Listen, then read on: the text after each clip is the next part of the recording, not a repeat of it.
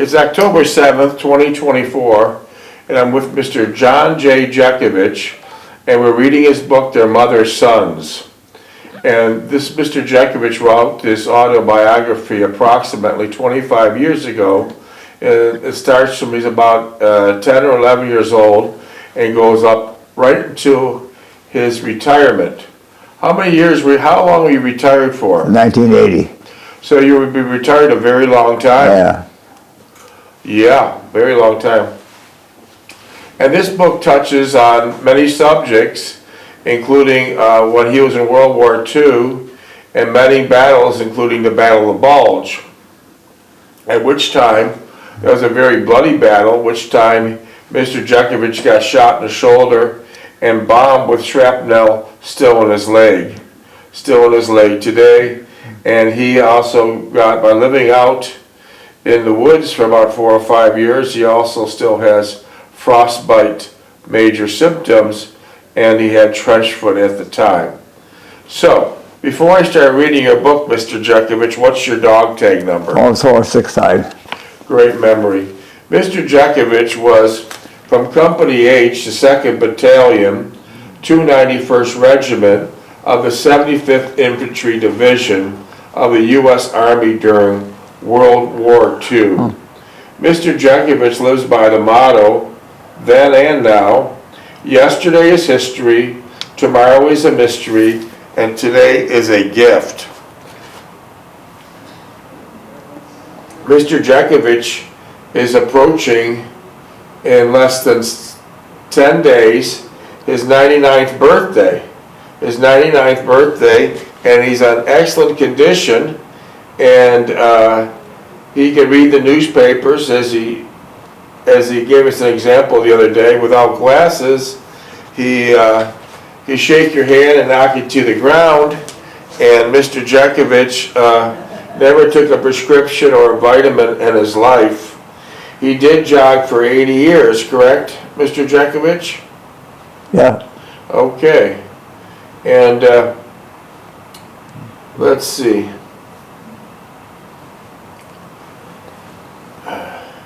Mr. Jeckovich was, they stated as the best generation ever, was the young men and women in World War II. And they always questioned themselves, these soldiers, what's fair in any given situation? They say all you have to do is ask, how would I want to be treated? And that's what you know is fair in any situation. That's what the U.S. Army guys did during World War II. And also during World War II soldiers are the embodiment of the American spirit. They lived a rugged, clean lifestyle, a difficult yet simple lifestyle. That's how the guys lived during World War II.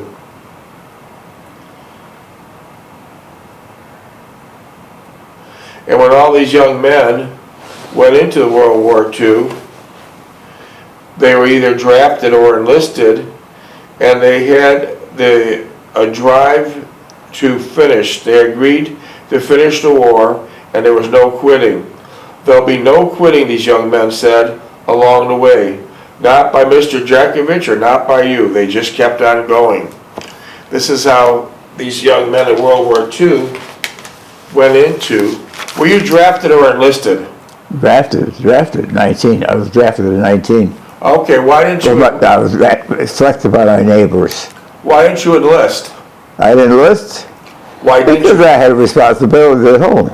And what responsibilities were they, Mr. Jeckovich? My mother, that's it. So the reason why you didn't enlist, which you might have had a better position in the Army, you got drafted, and what did they do? Send you right to the front line. Yeah. Lucky, this is the Coast Guard. Yeah, which was like a gravy train compared to being on the front line. Yeah. And what type of weapons were you assigned to, Mr. Jeckovich?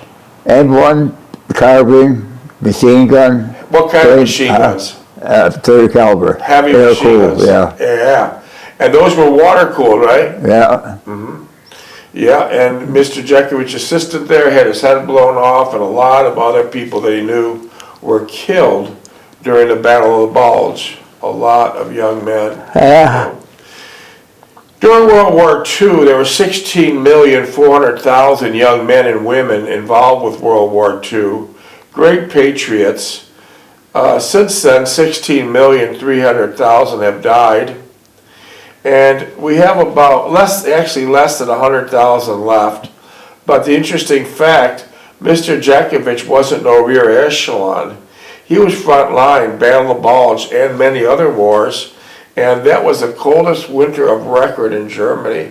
It was 20 and 30 below, and they had to stay out. They had to stay out in the snow. They could not. They could not go into a building. Why? What would happen if you went into a building? Well, because the Germans would zero it in, blow it up. And that would be it. Yeah, that would be it. Well, also you mentioned that you couldn't stay warm because you couldn't go in your sleeping bag. Why couldn't you go in your sleeping bag? You couldn't zip it up because you'd be unsecured. That means someone could come up, and by the time you discover it, you'd be shot. Every time they unzipped it, you'd be dead. Yeah. So, Mr. Jeckovich is highly decorated World War II veteran with a Purple Heart, 2 Bronze Stars, and he turned 99 on October 17th. Hard to believe that Mr. Jeckovich was born on October 17th, 1925. October 17th, 1925. And so he'll be 99 years old this October 17th. So if you care to have any questions for this World War II vet, or if you just simply want to send a text and say, "Happy birthday, Mr. Jeckovich," do so. Here's the number. Text Mr. Jeckovich at 407-366-0000. Text Mr. Jeckovich at 407-366-0000. Or as we say on the beautiful island of Defusky Island, South Carolina, we say it this way. Text Mr. Jeckovich at 407-366-0000. 407-366-0000. So there we go. Mr. Jeckovich will respond to all questions and be happy, very happy to receive your birthday wishes. Many text messages came in. They want to know where they can buy your book and how much. I won't sell it. You wouldn't sell it. The book is not for sale. It's a labor of love to tell others what happened really during the war, the real deal. You know, what happened. Then he also talks about his life as a young boy, and then how he worked at Kimberly-Clark for 35 years, and then how he ran a laundromat. Interesting part of the laundromat, it was right in downtown Niagara Falls. And you could throw a stone and basically hit the actual falls. And whenever he'd go to work at 2 or 3 in the morning to clean the machines or get the money out of the machines, you'd hear the roar of the falls, which was so interesting. So interesting. He also ran a snowplow business, which he had some interesting facts that we first revealed the other day. He plowed many, many customers, but interesting enough, Mr. Jeckovich plowed most of the funeral homes in Niagara Falls, and some of them were very notable. What were most of the funeral homes noted for? Magadino, yeah. Stefano Magadino, Mr. Jeckovich plowed, and they would invite Mr. Jeckovich in. They had big guys, big Italian guys would come out and say, "What? Come on in, Johnny, have some spaghetti." Yeah. Tell us the story. And I said, no, I've got 5 more jobs ahead of me. But then when you came in, they were very nice and polite to you. Yeah. Big, long mahogany dining table. And they're Oh, yeah. eating spaghetti like in the morning. Yeah. I don't know how to do it. We're eating spaghetti in the morning, and the big boss, his name was Stefano Magadino, and he sat at the throne, at the big chair at the head of the table, and behind him were all beautiful pictures of Jesus and the Last Supper, and all beautiful Roman Catholic photographs, and a lot of rosaries. Yeah. And they treated you kindly. They treated you very nice. But what happened at one time you're eating spaghetti dinner, someone at the table they got upset with, what happened then? Yeah, was at the table? Yeah, someone got, they got upset at one guy at the table. Well, some guy could come in with a bat, hit him in the head With what? What did he hit him in the head with? with a baseball bat. Right in front of you. Ooh. Oh, Lord. But, so that's some of the, that's some of the plow jobs Mr. Jeckovich had, by the way. And Mr. Jeckovich plowed Spolino's funeral home. He plowed Great People Pete. Plowed the churches out, plowed the hospital out. Yeah. You did your neighbors' alleys for free. Yeah. No, Matt Martha gave me $5. Okay, well, that's nice. That was a nice Yeah. thing. But did some of the neighbors bitch because you did it for free? Yeah. They said their snow came? Yeah. What happened there? They bitched because I left the fur on both sides. What else could you do? I said, he says, well, you're leaving it right in front of my thing now. I got to go out and shovel it off my driveway to get my car out. Even back then, some people just weren't appreciative. Even back then, some people weren't appreciative. And what other side jobs you do? Wallpapering? Wallpaper. I put fans up. A lot of fans. I put a lot of fans up. You really did help your neighbors quite a bit. That's a beautiful story. You're always helping your neighbors. How about some of your neighbors, you're building a deck for them, and it's like the middle of summer, you're sweating like hell. That was for Stevie's, Lucky's deck, yeah. And someone said, they see her sweating, putting an outside pool deck, and She would give me a drink. I called Delphine, I said, go down that Hobby Lot, get down that delicatessen, give me a drink, I'm dying. so you're working for the people for free, doing a great public service for them. They could come out with a drink of water. Yeah. So you had to call your wife, and she came down and brought you some nice refreshments. Yeah. Isn't that something? Oh, brother. So people, for the most part, were crazy then and crazy now. Things don't really change much. Things don't really change much. I had a couple text messages. Do you want to hear them, or do you want to? All right, go ahead. Mr. Jeckovich, what was the Blitzkrieg? Blitzkrieg? Yeah. It was a concentrated artillery certain section of the city or whatever. That's great. I like to hear that. 17. Mr. Jeckovich further says in his book, the Blitz is probably the most famous thing to happen in Britain during World War II.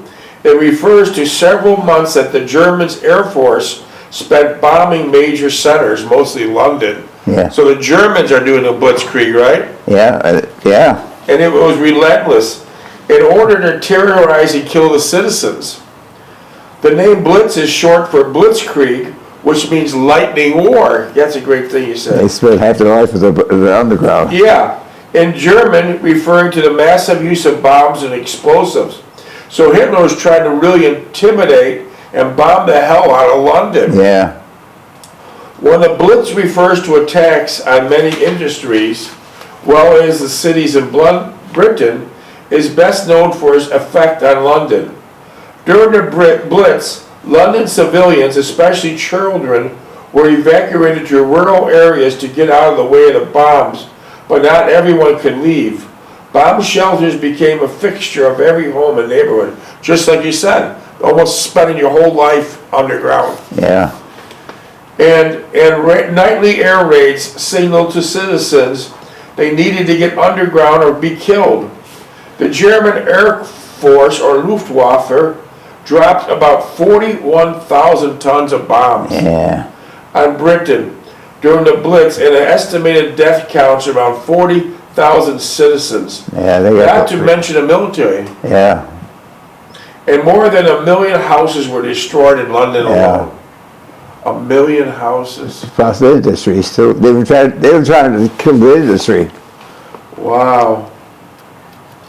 Wow.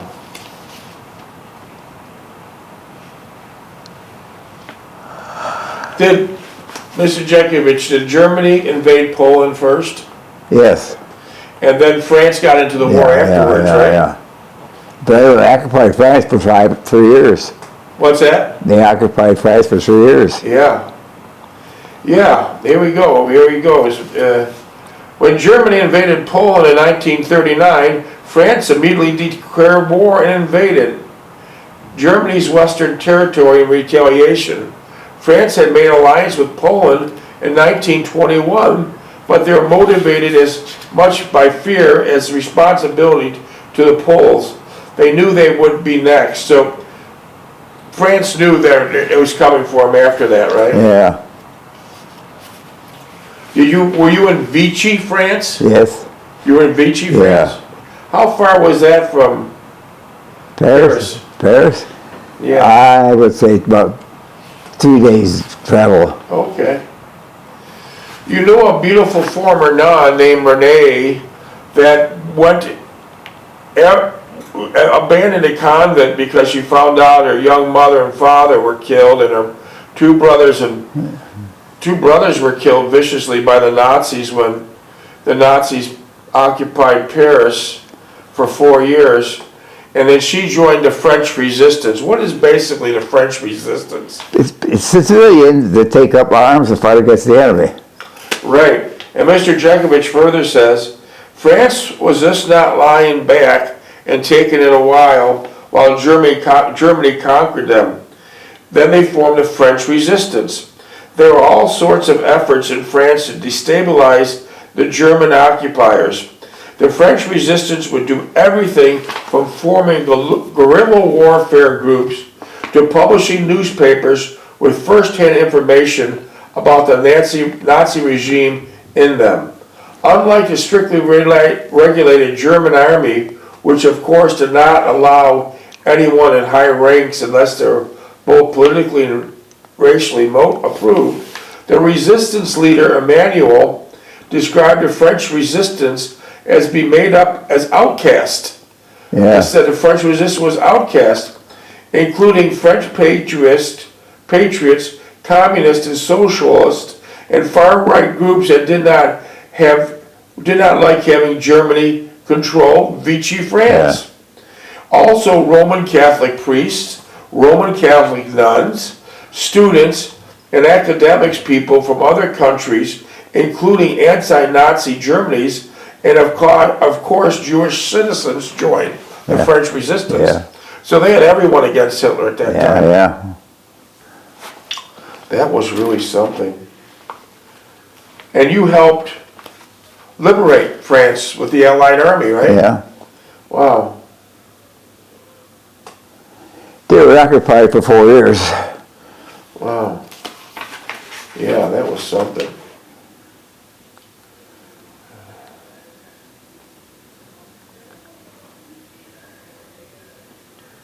Wow.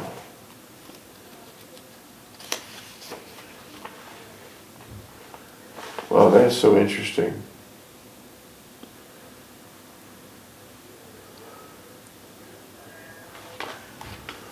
So I can start reading your book now, unless you want to do a little reading. Go ahead. So anyways, getting back to Mr. Jekovich's book, we're on chapter 19, and this is titled Courting Delphine. One more text came in before I start reading. We covered this before, but there's a lot of new listeners, so why don't we give this guy a shot and you give us an answer. He says, "Happy birthday, Mr. Jeckovich. What is the reason for your longevity? How did you accomplish such longevity?" The genes are critical. And what else? And not drinking and smoking. You didn't drink or smoke, and what else? And had running. Mr. Jeckovich jogged for 80 years before it was fashionable. And Mr. Jeckovich never took a prescription in his life, nor did he ever take vitamins. And he lived a very clean life. And look at him now. He's in perfect health, reads the newspaper with no glasses, will shake your hand so hard he'll knock you to the ground. The only reason he's in this wheelchair now is because he jogged for 80 years. He jumped out of a plane and got injured on a parachute hard fall, and his knees blew out. So if your knees blow out, you have to get out of a wheelchair, but everything else is working just right. So what gave you the idea of jogging, Mr. Jeckovich? Yeah, I read a book, Johnson's book, and he said that he run. He said, best thing you do in life is run. He said, not run and stop, but set a goal every day, increase the goal. What advice do you give the young people that want to start jogging right now? I said, don't run and stop, don't run and stop. You set a goal and make that goal for 2 or 3 days, then increase it. But don't stop and run. So maybe start off like a half a mile or a mile. Yeah. And don't stop during that initial goal. Yeah. And keep on adding. Yeah. And keep on adding. Yeah, Mr. Jeckovich never smoked or drank, but the interesting thing about cigarettes was, when he was in World War II, the Red Cross were passing out non-filter cigarettes to the young GIs like candy. They're passing out cigarettes to young GIs like candy. What kind of cigarette brands were back then? Pall Mall, Lucky Strikes, Chesterfield. And these were all non-filtered, right? Yeah. They didn't have a filter back then. It didn't exist. Yeah, those guys were sucking that stuff up. Yeah, and so many of the young GIs that didn't get killed during World War II, they picked up a horrible habit and they eventually died of lung cancer related to all the cigarettes they received for free. And when you were actually leaving the Army, what kind of tents were you in before you got the point system back to the States? What were the tents named? The what? The tents, what were the tents named after when you're leaving? Oh, Chesterfield, Lucky Strike, Philip Morris. So anyways, the tents, well, these young servicemen, when the war was over, they'd be into a big tented, Tents, yeah. a big tented area where they got a point system. And when you got so many points, then you got sent home to the States. In Mr. Jeckovich's case, back to Niagara Falls. But that might take 2 or 3 months until you get enough points to be able to leave the service. But all these tents where the young soldiers were staying, they all had big symbols on them, and they were being called like Lucky Strike, Pall Mall, Chesterfield, and the list is long. They're all named after cigarette brands. Isn't that so interesting? Yeah. Man, did most of the young soldiers smoke? Probably, yeah. Out of boredom, most probably? Yeah. They see somebody else smoke when they started. Yeah. Back then in the 40s, did ladies smoke? Who? Back in the 19... No, I never seen any women smoke, but they do it regular now. Regular. Yeah, that's an interesting thing that if I didn't hear it out of Mr. Jeckovich's mouth about how popular cigarettes were back then, I would never believe it. I would never believe it. What's that? About cigarettes, or passed them out. The Red Cross passed them. Oh, yeah. Oh. And your Lucky packets coming in once a month. Was Lucky Strikes a white package with like a red circle in the center? Yeah. Yeah, I remember seeing that in a commercial in a Papa Mechanics many years ago. Wow. Live the life. Live the life. Live the life. Yeah, well, smoking's still big today. Let's not say it's not. Cigarette companies are very creative in their advertisement. Not now, but 15 years ago, the cigarette companies and all these 7-Elevens, they would leave displays of single packs of cigarettes on the counter, which made it very, very easy for teenagers to steal a pack. Yeah. And the reason why they made it easy for teenagers to steal a pack of cigarettes, the corporate motto of the cigarette companies were this: steal a pack today, buy a carton tomorrow. Yeah. That's how they want these kids. For life. Yeah, 14, 15 years old to steal a pack. They put it like right in front of them, made it so easy. Yeah. Everyone looked the other way, and the corporate execs saying, man, we're geniuses. We're going to let these kids steal a pack, and then tomorrow the carton sales will boom. As they did. Did your wife smoke? No. Did your mother smoke? No. Did your father smoke? She smoked Prince Albert. What is Prince Albert? It's tap tobacco, and you roll it up on a thin sheet, roll it up, that's it. Okay, so your father would have a packet of tobacco named Prince Albert with rolling papers. Yeah. Did you ever roll the papers for him? No, I wouldn't know how. But did he roll or did his wife roll? No, he rolled them. He rolled them. My wife did do any of that. She wouldn't be interested in that. Yeah. Did he smoke in the house? No. No.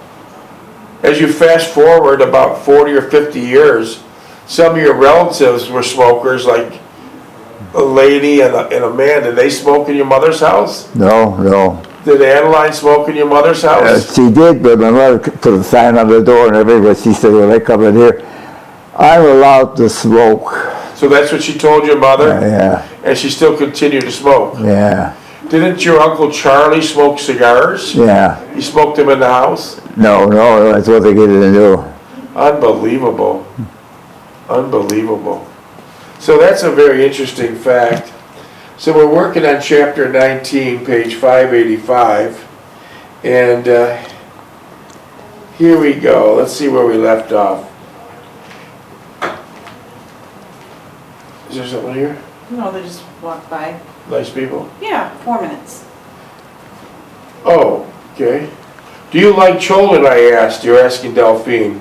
I asked rather faint-heartedly, almost knowing how she would answer. Oh, yes, she replied. I babysit my older sister's little girl and enjoyed very much. Of course, she was well behaved, which probably makes a difference, but I think I would still enjoy it. So Delphine loved children. Yeah, oh yeah.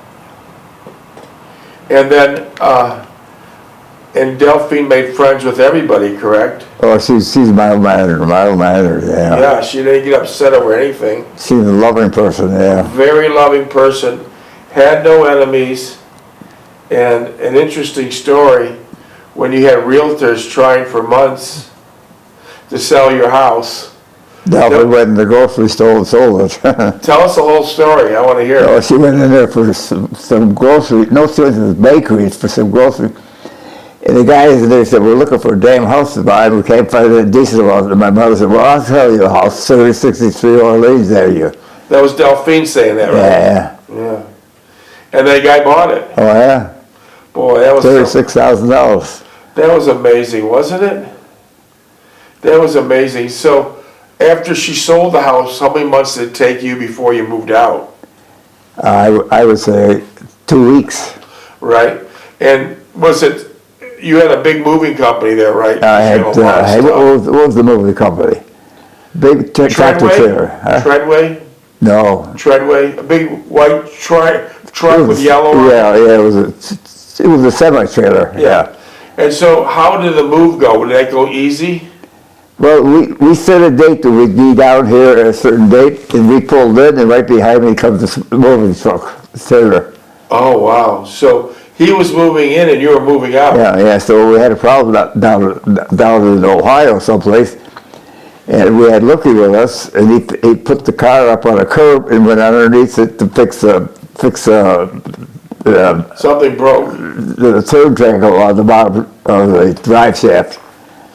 Wow. But I'm just getting back, when you were moving out of your house that you lived there your whole entire life, Yeah. like 60 years, you had a lot of stuff, accumulation of 60 years.